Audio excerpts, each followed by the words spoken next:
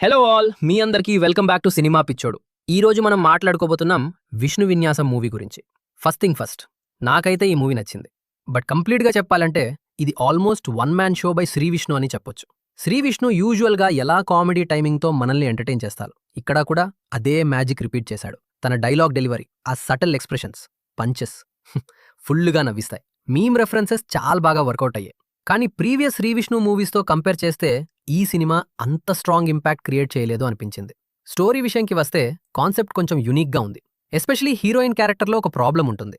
ఆ ప్రాబ్లం ఏంటి అని మనకి ఇంటర్వెల్ వరకు థ్రిల్లర్లా బిల్డ్ చేశారు. ఆ సస్పెన్స్ బిల్డప్ మాత్రం బాగా వర్కౌట్ అయింది.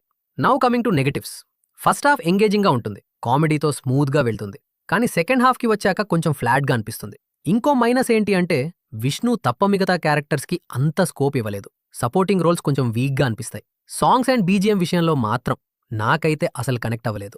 ఇంకొంత బెటర్గా చేసుంటే సినిమా ఓవరాల్ ఎక్స్పీరియన్స్ ఇంకా ఎలివేట్ అయ్యేది.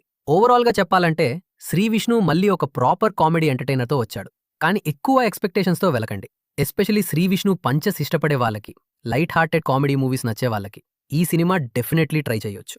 That's it. అండ్ ఇలాంటి ఆనెస్ట్ తెలుగు మూవీ రివ్యూస్ కోసం మన ఛానల్ సినిమా _పిచ్చోడుని సబ్స్క్రైబ్ చేయడం మర్చిపోకండి. See you in the next review.